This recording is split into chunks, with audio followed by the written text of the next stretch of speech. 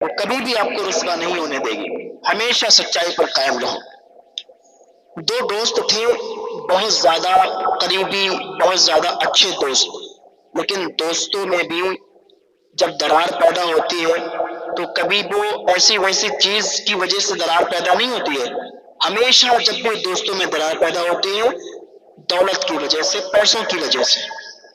ایک بہت اچھا دوست ہو آپ کا اور آپ اس سے ادھار لے لینا، پھر دیکھنا کہ آپ کی وہ دوستی کیسے ٹوٹتی ہے، آپ کی وہ دوستی کیسے داغدار ہوتی ہے۔ بہت کم لوگ ہوتے ہیں جو ایسی دوستیاں جن کی باقی رہتی ہیں، جو جگری دوست ہوتے ہیں وہ آپس میں ادھار دیتے ہیں پھر بھی ان کی دوستی برقرار رہتی ہے، ورنہ 80-85% ایسی دوستیاں میں نے ٹوٹتے ہوئے دیکھی ہیں، ان میں درار پڑتے ہوئے دیکھی ہے کہ پیسوں کے معاملے میں، کہ بھائی دوستی میں ادھار دے دیا اور پھر ان میں جو ہے بن بگڑ گئی بات۔ تو یہ جو دو دوست تھے یہ آپس میں بہت زیادہ گاڑی دوستی تھی، کام کرتے تھے۔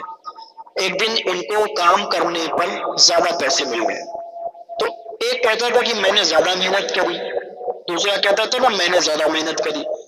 دونوں دوستوں میں اس بات پر جھگڑا ہو گیا، وہ کہتا تھا میں زیادہ محنتی ہوں، میں نے زیادہ محنت کی، مجھے زیادہ پیسے دو۔ دوسرا کہتا تھا نہیں میں۔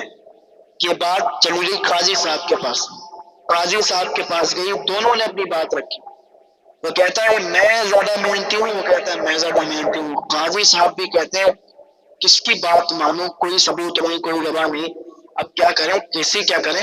تو انہوں نے فوری طور پر اس مسئلے کا حل نکالا۔ ایک کو جو کہہ رہا تھا میں نے زیادہ محنت کی، اس کو زیادہ اشرفیاں دلوا دی، اب کچھ کم جو اشرفیاں ہیں ان اشرفیوں میں اپنی اشرفیاں ملا کے اور اس کو دے دی، تم جاؤ، وہ دونوں چلے گئے۔ لیکن